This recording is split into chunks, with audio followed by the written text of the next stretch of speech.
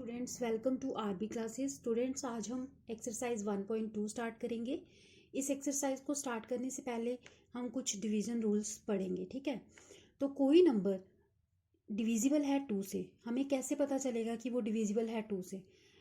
अगर उसके unit digit पे क्या लगा होगा, इवन नंबर लगा होगा। इवन नंबर कौन से होते हैं? 0, 2, 4, 6, 8, 10, ठीक है। ये क्या होते हैं? इवन नंबर्स होते हैं। और 1, 3, 5, 7 ये क्या होते हैं? ऑड नंबर्स होते हैं। तो जैसे मैंने यहाँ पे एग्जांपल ली है 256 की, तो यहाँ पे क्या लगा हुआ है? यूनिट डिजिट पे क्या लगा हुआ है? 6 है, इवन नंबर है, तो इसीलिए मैं बोल सकती हूँ कि ये जो 256 है ये डिविजिबल है बाय 2 से, ठीक है। इसी तरीके से अगर कोई नंबर डिविजिबल है 3 से, तो हम कैसे जानेंगे कि वो 3 से डिविजिबल है या नहीं है? हम क्या करेंगे? सम करेंगे। जो भी हमें नंबर गिवन है ना, उसका हम सम कर देंगे, ठीक है। तो अगर हम सम करेंगे, अगर वो जो नंबर आया सम करने के बाद अगर वो डिविजिबल होगा 3 से, तो हम बोल सकते हैं कि वो पूरा होल नंबर डिविजिबल है 3 से। या फॉर एग्जांपल यहाँ पे मैं एक एग्जांपल लेती हूँ 469। जब मैं इसका सम करती हूँ तो मेरे पास आता है 19, ठीक है। तो क्या 19 डिविजिबल होता है 3 से? नहीं। तो मैं बोल दूंगी कि ये 469 जो है वो 3 से डिविजिबल नहीं है। इसी तरीके से अगर हमें पता लगाना है डिविजिबिलिटी रूल फॉर 4, तो 4 के लिए क्या करना? लास्ट के 2 डिजिट ले लेने। जैसे यहाँ पे मैं एक एग्जांपल लेती हूँ 3, 5, 6, 8, ठीक है। तो ये जो लास्ट के 2 डिजिट है ना, इनको ले लेना है और देखना है कि क्या ये डिविजिबल है 4 से। If yes, then this whole number is divisible by 4। तो देखो 4 1 जा 4, पीछे कितने रहे? 2, 4 7 जा 28। इसका मतलब ये पूरा नंबर 4 से डिविजिबल है, ठीक है। अब डिविजिबिलिटी रूल फॉर 5 के लिए हम क्या करेंगे? अगर लास्ट में यूनिट डिजिट पे 0 हो, यहाँ तो 0 हो या फिर 5 हो। सपोज करो एग्जांपल ले लेते हैं यहाँ पे 360। तो अब अगर कोई आपसे पूछे कि क्या ये डिविजिबल है 5 से, तो आप बोलोगे यस इट इज, है ना। तो कैसे? 5 7 जा 35, 5 2 जा 10, हो गया ना डिविजिबल। इसी तरीके से अगर आपको पूछा जाए कि डिविजिबिलिटी रूल फॉर 6 क्या है, तो 6 के लिए क्या एग्जांपल आप ले सकते हो? जैसे 54 है, ठीक है। तो ये क्या है? 2 से डिविजिबल है? यस। 2 से अगर मैं डिवाइड करूं तो ये हो जाएगा। देखो 2 2 जा 4, 2 7 जा 14। क्या ये 3 से डिविजिबल है? 3 1 जा 3, है ना। पीछे कितने रहे? 2 3 8 जा 24। इसका मतलब ये 3 से भी डिविजिबल है और ये 2 से भी डिविजिबल है। तो वो नंबर्स जो 3 से भी और 2 से भी डिविजिबल होंगे, वो नंबर 6 से भी डिविजिबल होंगे, ठीक है। इसी तरीके से डिविजिबिलिटी रूल फॉर 7 के लिए आपने क्या करना है? लास्ट का यूनिट डिजिट लेना है। लास्ट का यूनिट डिजिट आप कैसे लोगे? फॉर एग्जांपल यहाँ पे हम ले लेते हैं 471, ठीक है। इसका यूनिट डिजिट क्या है? 1 को डबल कर दो, कितना हो जाएगा? 2। अब इस 2 को इस 47 में से, पहले 2 जो छोड़े हैं इसमें से माइनस कर दो। जब आप 47 में से 2 को माइनस कर दोगे तो आपके पास कितना आ जाएगा? 45। क्या 45 7 से डिविजिबल है? नहीं है। इसका मतलब ये पूरा 471 7 से डिविजिबल नहीं है। इसी तरीके से आप और भी एग्जाम्पल्स ले सकते हो। नेक्स्ट आ गया डिविजिबिलिटी रूल फॉर 8। 8 के केस में आप क्या करने वाले हो? यहाँ तो आप इवन नंबर देख सकते हो कि यूनिट डिजिट पे इवन नंबर लगा है, ठीक है। और अगर बड़ी वैल्यू आ जाती है, सपोज करो यहाँ पे मैं एग्जांपल लेती हूँ 3 5 6 8, तो इसमें आप क्या करने वाले हो? देखो आपने लास्ट के 3 डिजिट ले लेने हैं और देखना है कि क्या वो 8 से डिविजिबल है। अगर ये होंगे तो आपने बोल देना है कि ये पूरा होल डिजिट जो है, होल नंबर जो है, ये 8 से डिविजिबल है। तो देख लो करके 5 6 8। जब आपने इसको 8 से किया तो 8 7 जा 56, 8 1 जा 8, है ना। तो yes it is divisible by 8। Next आ गया डिविजिबिलिटी रूल फॉर 9। अब 9 के केस में आप क्या करने वाले हो? 9 के केस में आपने, चलो हम यही एग्जांपल ले लेते हैं 3 5 6 8। आपने जैसे 3 में किया था ना, सेम यहाँ पे भी आपने इन डिजिट्स का सम कर लेना है।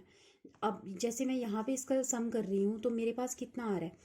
8 + 8 16, 16 + 6 22, है ना। तो 22 क्या 9 से डिविजिबल है?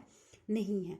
इसका मतलब ये पूरा नंबर जो है वो 9 से डिवाइड नहीं होगा, ठीक है। इसी तरीके से आप और एग्जांपल्स ले सकते हो। अब last one, divisibility rule for 10। 10 के केस में आप क्या करने वाले हो, आपने सिर्फ देखना है कि यूनिट डिजिट पे क्या होना चाहिए, यहाँ तो 0 होना चाहिए, हाँ सिर्फ 0 होना चाहिए, ठीक है। तो वो नंबर जिसके यूनिट डिजिट पे 0 होगा वो डिविजिबल होगा 10 से। जैसे यहाँ पे कोई भी एग्जांपल ले लो, 260 ले लो, ठीक है, तो ये डिविजिबल है 10 से। लेकिन अगर मैं यहाँ पे 268 ले लूँ और फिर पूछूं कि क्या ये डिविजिबल है, तो ये 10 से डिविजिबल नहीं है, ठीक है।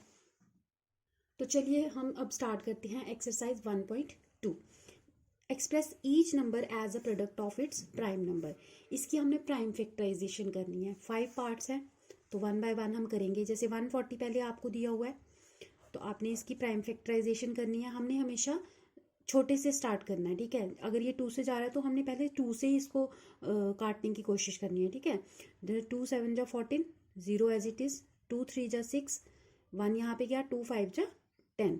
अब देखो यहाँ पे कितना आ गया, यहाँ पे तो ये ऑड आ गया ना, तो अब ये 3 से जाएगा, पहले आपने चेक करना है, नहीं 3 से नहीं जा रहा, तो इसका मतलब 5 से जाएगा, तो 5 से जाएगा, 5 7 जा 35, ठीक है। तो हम इसकी प्राइम फैक्टराइजेशन कैसे लिखेंगे, 2 इंटू 2 इंटू 5 इंटू 7, और जो रिपीट हो रहा है उसके ऊपर उतनी पावर दे दो। जैसे ये 2 जो है ये 2 बार रिपीट हो रहा है ना, तो 2 टाइम्स आ रहा है तो इसके ऊपर 2 की पावर 2।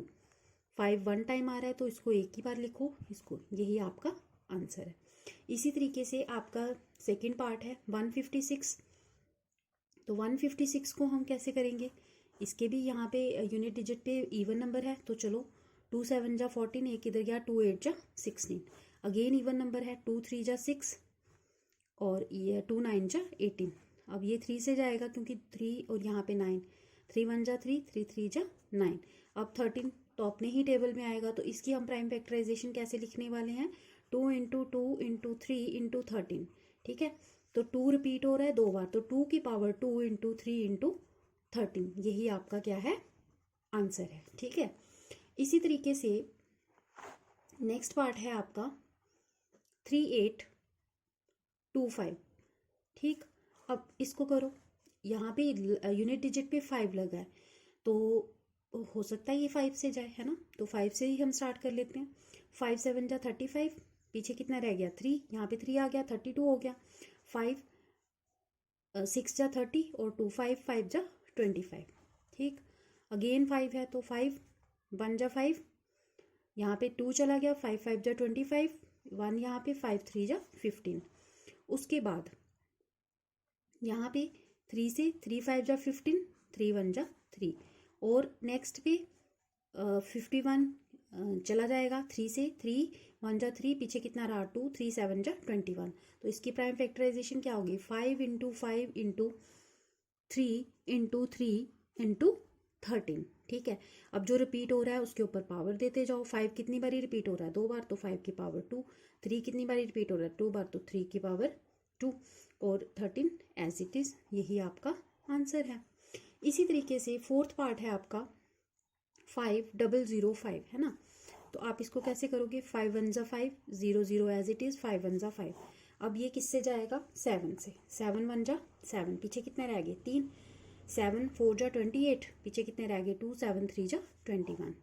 अब ये यहाँ पे 11 से जाएगा, 11 1 जा 11 और 11 3 जा 13, ठीक, 11 13 जा 143 हो गया, ठीक है। तो बस इसको आपने कैसे लिखना है, 5 multiply by 7 multiply by 11 multiply by 13। कुछ क्वेश्चंस में आपको थोड़ी थोड़ी कॉमन सेंस भी लगानी है, ठीक है। जैसे यहाँ पे इस क्वेश्चन में 11 से, अब यहाँ पे अगर हम 3 से करने बैठे रहते तो नहीं कर पाते ना, ये 11 से जा रहा था, ठीक है। इसी तरीके से 7 4 लास्ट पार्ट है, 7 4 2 9। अब इसको करो, देखो लास्ट में 9 है, ठीक है, लेकिन फिर भी आपको यहाँ पे अगर आपको टेबल अच्छे से आते हैं तो आप इसको आराम से कर लोगे यहाँ पे, ठीक है। 17 ये जाएगा 17 से, 17 4 3 7 से, और यहाँ पे 19 2 और 3 से।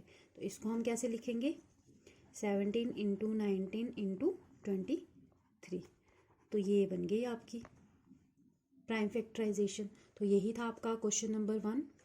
पसंद आया तो लाइक करिएगा। Thank you.